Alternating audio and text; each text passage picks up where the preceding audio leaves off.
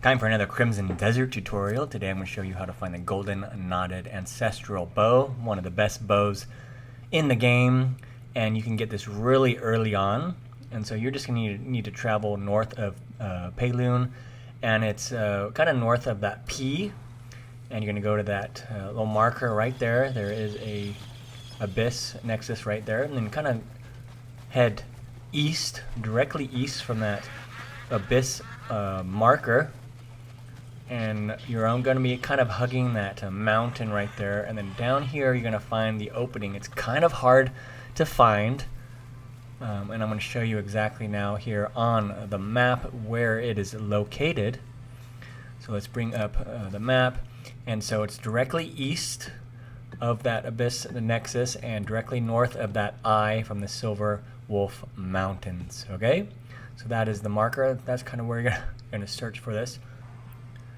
And then all you got to do is you're going to climb down that hole. Pretty simple. Everything's very simple from here on out.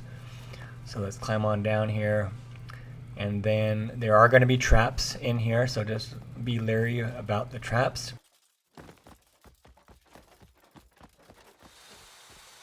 We'll just open up this door.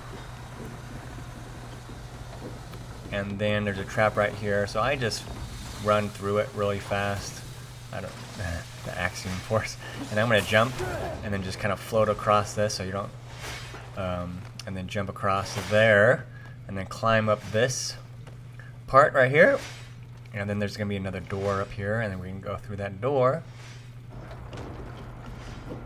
if I can get up there.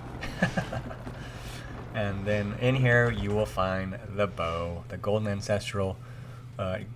knotted ancestral bow. Again, it is one of the best bows in the game, and I still use it, and I'm 100 hours into the game.